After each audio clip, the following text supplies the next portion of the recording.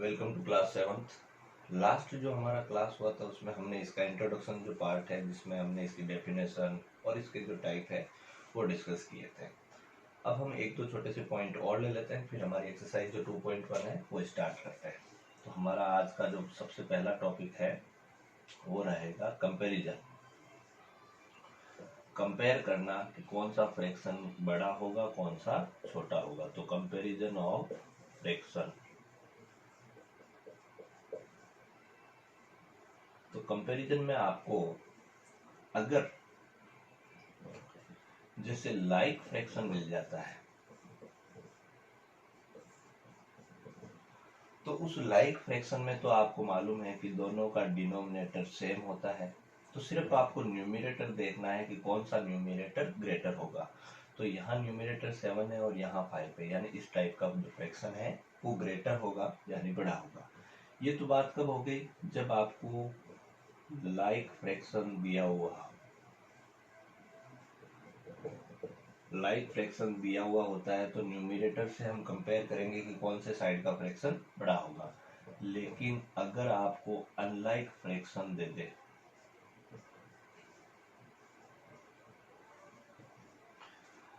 अब इसके अंदर कैसे पता लगाएंगे कि कौन से साइड का फ्रैक्शन बड़ा होगा। तो इसमें अब ये नहीं चलेगा कि जिसका न्यूमरेटर बड़ा है वही फ्रैक्शन बड़ा होगा।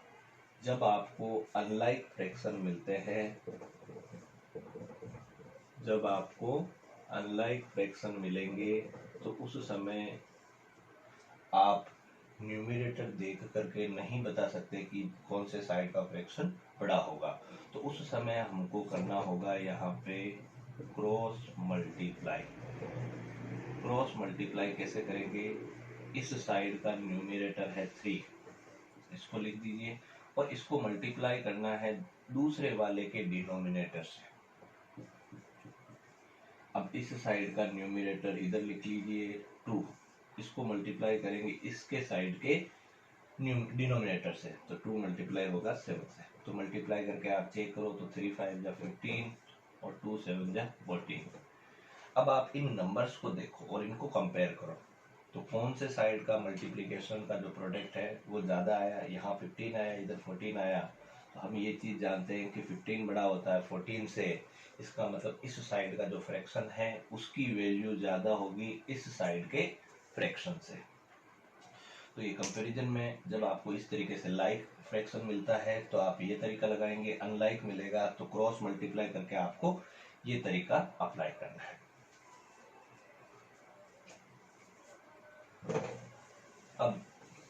अब अपन करेंगे इक्विवेलेंट फ्रैक्शन।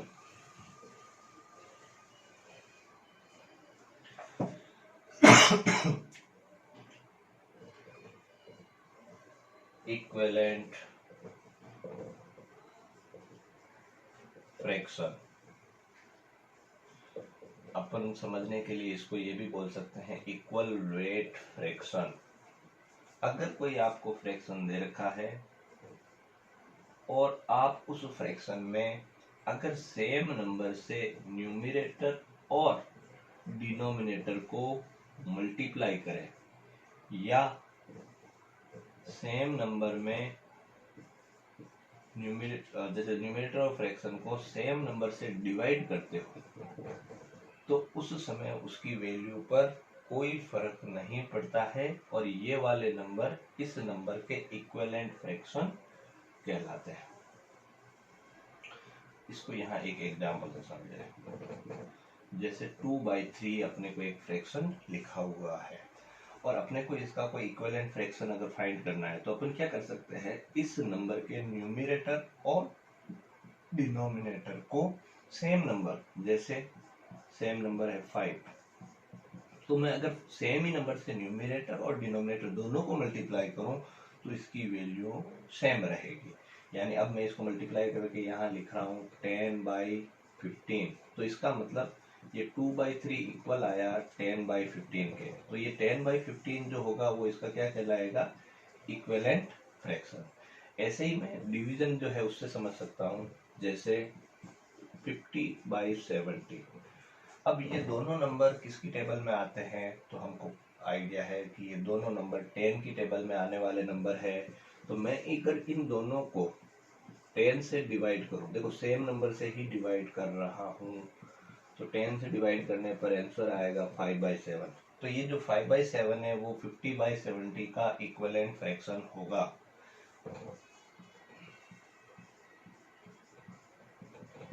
इक्विवेलेंट फ्रैक्शन का एक ही मतलब आपको याद रखना है कि जिन दो फ्रैक्शन की वैल्यू इक्वल होती हो उनको इक्विवेलेंट फ्रैक्शन बोलेंगे।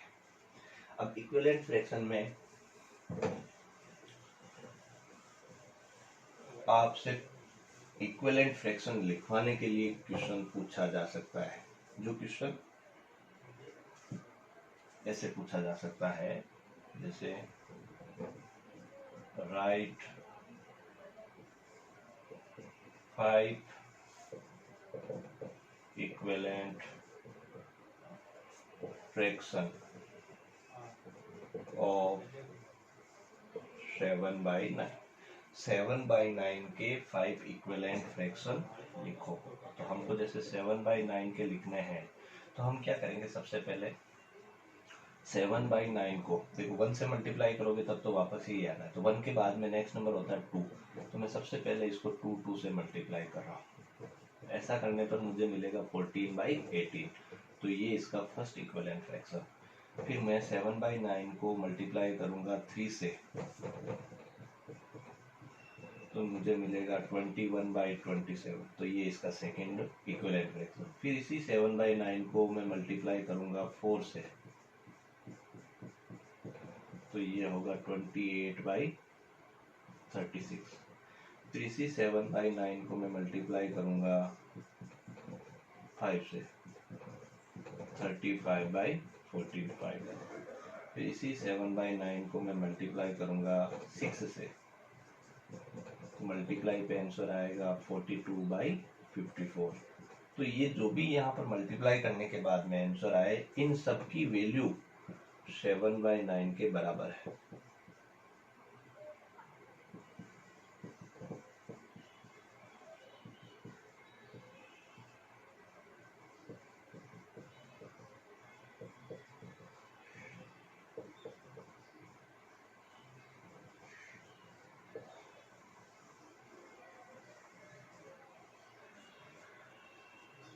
तो ये इसके इक्विवेलेंट फ्रैक्शन होंगे।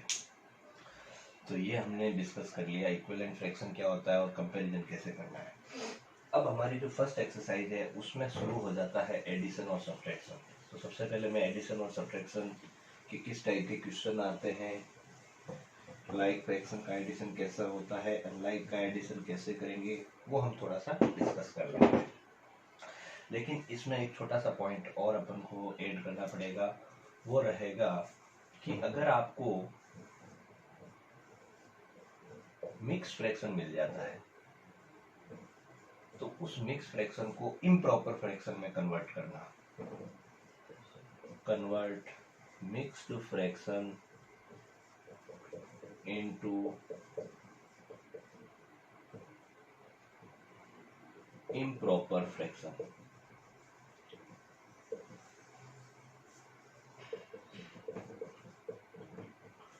जैसे यहाँ पर एक मिक्स फ्रैक्शन लिख रहा हूँ 7 and 2/3, तो ये एक मिक्स फ्रैक्शन है और मैं चाहता हूँ कि इसको एक इम्प्रॉपर फ्रैक्शन जो है उसमें चेंज करूँ। तो उसके लिए क्या करना होगा, यहाँ जो डिनोमिनेटर है उस डिनोमिनेटर को यहाँ 7 लिखा हुआ है उससे मल्टीप्लाई करना। तो 3 को 7 से मल्टीप्लाई करेंगे और मल्टीप्लाई करने के बाद में फिर यहाँ जो नंबर है वो ऐड करना, फिर ये 2 इसमें ऐड कर देंगे और अपॉन में जो 3 है वो एज इट इज लिख देंगे। तो 3 7 जा 21 प्लस 2 और अपॉन में 3, तो ऐसा करने पर ये होगा 23/3। तो ये सिंपल सा जो है, इसके आप एक दो क्वेश्चन प्रैक्टिस करेंगे क्योंकि फिर एक्सरसाइज में जब ये क्वेश्चन मिलेगा तो उस समय आपको कोई प्रॉब्लम नहीं आएगी। तो इनको आपको क्या करना है, मिक्स फ्रैक्शन से इम्प्रॉपर फ्रैक्शन में चेंज करना है। और अगर आपको इम्प्रॉपर फ्रैक्शन मिल जाता है तो उसको मिक्स फ्रैक्शन में भी चेंज करना आना चाहिए। Convert improper fraction into mixed fraction।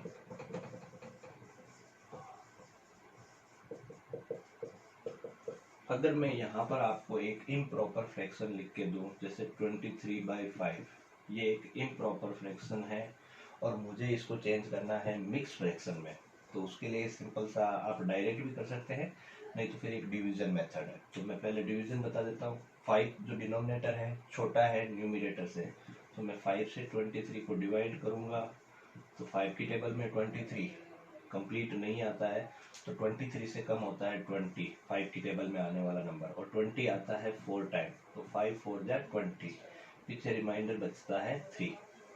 अब इसको मैं मिक्स फ्रैक्शन में कैसे अरेंज करता हूँ, कितनी बार ये पूरा डिवाइड हुआ, 4 टाइम, तो मैंने लिख दिया सबसे पहले 4, पीछे रिमाइंडर कितना बचा, तो उसको इसके बीच में एक लाइन ड्रॉ करके रिमाइंडर ऊपर लिखना है, और आपने जिससे डिवाइड किया था यानी जो डिनोमिनेटर था वो वापस आ जाएगा।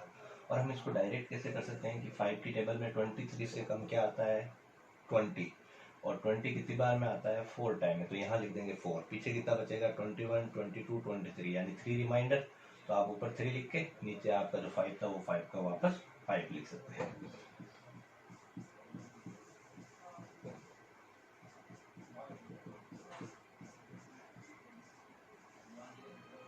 तो ये जो दो मैंने आपके लिए क्वेश्चन दिए हैं, इनमें भी आपको क्या करना है, इनको जो इम्प्रॉपर फ्रैक्शन दिया हुआ है इसको चेंज करना है मिक्स्ड फ्रैक्शन में। तो ये अपना जो भी एक्सरसाइज के अंदर, क्योंकि फिर आपको एक्सरसाइज में जब ये पॉइंट आएगा, अगर आपको नहीं बता रखा हो तो फिर आपको उस समय अलग लगेगा कि ये वाले पॉइंट क्या है, इसका क्या मतलब होता है। इसलिए अपन ने एक्सरसाइज शुरू करने से पहले उस एक्सरसाइज में क्या क्या पॉइंट पूछे जा सकते हैं या उसमें कौन से टर्म्स यूज होते हैं वो हमने पहले ही डिस्कस कर लिया। तो ये वैसे तो बेसिक टॉपिक होता है, बेसिक बोले तो जो एकदम छोटी क्लास 5th क्लास वहाँ पे आप पढ़ चुके हैं कि कन्वर्ट कैसे करते हैं, लेकिन फिर भी हम इसमें कोई चांस नहीं ले रहे, तो अपन ये सारे छोटे छोटे टॉपिक्स जो है उनको भी इंक्लूड कर रहे हैं, किसी भी टाइप का छोटा क्वेश्चन भी हमारे से नहीं बच रहा। अब हम नेक्स्ट जो है आज जो है हम अगर लाइक फ्रैक्शन आपको मिलता है तो उसका एडिशन और सब्ट्रैक्शन कैसे होता है ये डिस्कस करेंगे। अब हमारा जो आज का लास्ट टॉपिक है कि अगर हमको लाइक फ्रैक्शन मिलता है उसका एडिशन और सब्ट्रैक्शन कैसे होता है। तो अपन लिखेंगे addition and subtraction of like fractions. अगर आपको लाइक फ्रैक्शन मिलते हैं यानी जिनके डिनोमिनेटर सेम होते हैं, यानी सेम डिनोमिनेटर वाले फ्रैक्शन का एडिशन और सब्ट्रैक्शन, तो उसका एडिशन और सब्ट्रैक्शन। तो फर्स्ट अपन देखते हैं 5/13, 2/13, 3/13। जैसे मुझे इसका एडिशन करना है तो मुझे सबसे पहला इसमें यही नजर आया कि सबके डिनोमिनेटर क्या है, सेम है, यानी जिसमें सबके डिनोमिनेटर सेम होते हैं उसको बोला जाता है लाइक फ्रैक्शन। तो जब डिनोमिनेटर सेम है तो सेम का सेम लिख दीजिए, ऐसा नहीं हो कि डिनोमिनेटर का भी टोटल कर दो, गलत हो जाएगा। अगर डिनोमिनेटर सेम है तो वो कॉमन आ जाता है 13 का 13, फिर आप सिर्फ इनके जो न्यूमिनेटर है उस न्यूमिनेटर का टोटल करें। तो न्यूमिनेटर यहाँ 5 है, फिर 2 है, फिर 3 है, तो 5 और 2 7, 7 और 3 10, 10/13।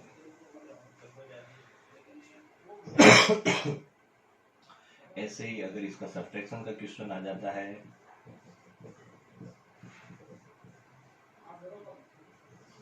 तो भी आपको क्या करना है, क्योंकि दोनों के डिनोमिनेटर सेम है, जब डिनोमिनेटर सेम होता है तो वो आपका कॉमन आ जाता है डिनोमिनेटर, फिर न्यूमिनेटर में आपको एडिशन करना हो चाहे सब्ट्रैक्शन करना हो वो कर दिया जाता है।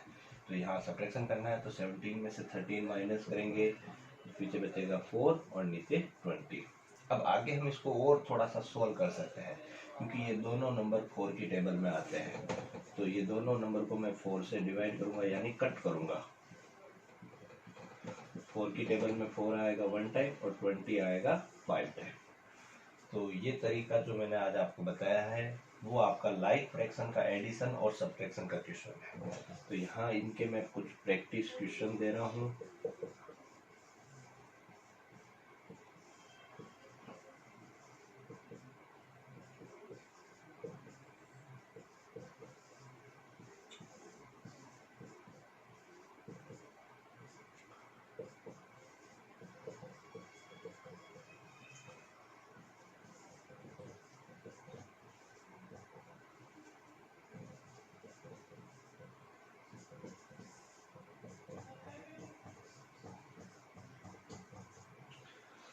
तो ये आज की क्लास में हमने जो टॉपिक डिस्कस किए उसमें हमने कंपैरिजन किया, फिर इक्विवेलेंट फ्रैक्शन क्या होता है उसको डिस्कस किया, और फिर हमने ये आपका जो है एडिशन और सब्ट्रैक्शन जो है लाइक फ्रैक्शन का वो हमने डिस्कस कर लिया।